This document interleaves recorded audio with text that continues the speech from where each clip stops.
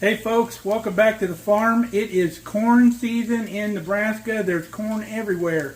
And we've got some sweet corn. We're going to make some Mexican street corn or elote corn. So come on along with it.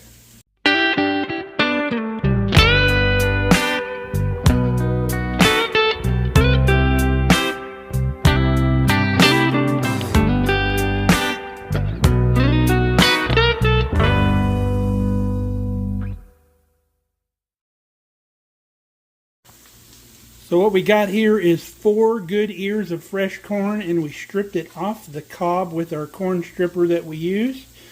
And we're going to got that in the skillet with a couple tablespoons of butter. We're going to get some color on this corn, and we'll bring it back and show you what that looks like. Now if you get invited to go pick some corn out in the country in a farmer's field, a lot of time they interplant it with the regular corn, the seed corn or the cow corn as we used to call it out in California. So you need to be able to tell a difference. Your sweet corn, the husk on the ear is going to have leaves on it. And your regular cow corn or your seed corn, the husk won't have any ears. It'll just be a smooth green wrap around the cob. So that's how you tell. Now if there's 6 rows or 8 rows of sweet corn down the middle of a bunch of regular corn, pick in the very center rows if you can, because the outer rows are going to be cross-pollinated with the other corn, and it won't be as good. Okay, can you see how we got a little color on our corn there? It gives it a real good nutty flavor. We've got the fire off. We're going to let this cool for just a little bit, probably about 5 to 8 minutes, something like that. Now that our corn is cooled a little bit, we're going to add the juice of half of a lime, and we'll give that a stir. Get those flavors together. Next thing we have is 2 tablespoons of mayo and 2 tablespoons of crema, as the Mexican people call it, or it's just sour cream. So we're going to give that a little stir together before we incorporate it. And then we'll fold our corn into it. Start bringing it in. Now the next thing you need to add is either some chili powder or some tahini.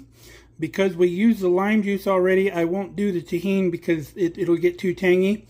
But if you don't have lime juice, I would recommend this. We're going to go with chili powder. And you're just going to season this with some love, baby.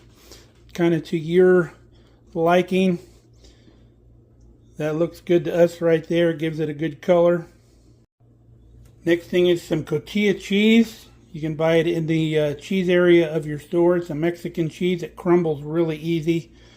We're going to put this over on top. I've seen people use like Parmesan cheese, but go with the Mexican cheese if you can get it.